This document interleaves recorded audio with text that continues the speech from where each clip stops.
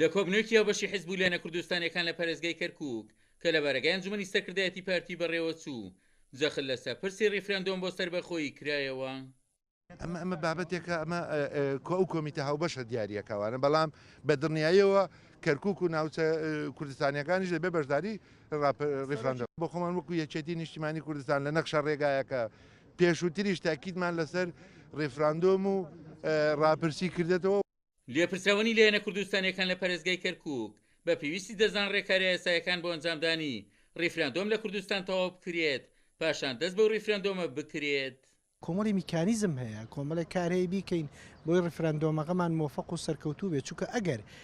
ئەم حیزبە سیاسیانە ئێستاکە نەتوان پەرلەمان کارا بکەن و نەتوان حکوومەتێکی ئەکتیڤ و چالاک دروستکەن نتوان کۆمیسیۆنەکان ڕێک بخەن ئەو کاتە ڕیفرەندۆمەکەشمان بە هەدەرەچێت ڕیفرەندۆمەکەشمان ناچێتە سەر بۆیە لە ئێستاە خەتەری گەورە هەیە لەسەر ئەم بابەتە ئەویش ئەوەیە ئەبێ بە زووترین کات بیر لەوە بکەینەوە پەرلەمان کارا بکەینەوە بیر لەوە بکەینەوە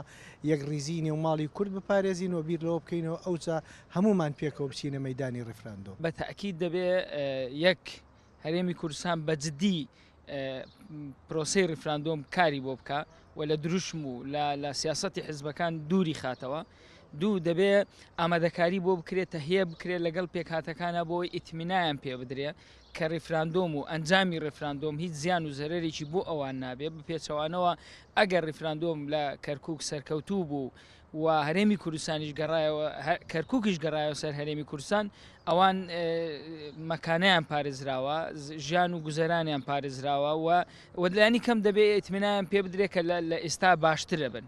بۆیە بە تاکید دەبێت هەموو ئامادەکاریشی بۆ بکرێ نابێ هەر قسە بێ و ئەوەی تا ئێستا کراوە جارێ بەس قسەیە کۆبوونەوەیە دەبێت لە مەدانی کردارە کاری گەورەی بۆ بکرێت کە ئەمڕۆ لەسەر ئاسی کەرکووک مادەی 140 بەدایان کێشە هەیە ڕفراندۆمش لەو چوارچێوێکە بکرێ بە شێوەیەکە ببێ چۆن لێ چارەسەرکردنی ئەوە بێ ئەوش پێویستی بە زەمینەیەکە بەڕاستی زەمینەیەکی تەواوە زەمینەیە نەبێت لە چوارچێوی مەسەلەن خەتوەیە بکەیت و دوو خۆتوە بگەڕێیتەوە گرنگەوەیە کە ئێمە چۆن ڕێفراندۆم کە مافێکی ڕەوای گەلەکەمانە کەەوە بچووترین چۆن خەڵاتیەکە بۆ گەلەکەمان پاش 35 ساڵ و پاش ئیدارەی کەرکووک کە بەدەستی لایانی سیاسی ئەمڕۆ کوردەوەیە کە لە 2023 تا 2017 گرنگە ئێمە ئەو شتانی کەیکەین کۆنکریتی بێ. وەک لایەنە کوردستانیەکان لە کەرکووک جەختیان لەسەر کردەوە هەرێمی کوردستان هەنگاوی پراکتیکی بۆ سارەسەری کێشەکانی کەرکووک لەگەڵ حکوومەتی ناوەند بنێت و بۆ ڕیفرەندۆمێکیشکە بۆ سەربەخۆیی دەکرێت کەرکووک بەشێک بێت لەو ڕیفرەندۆمە.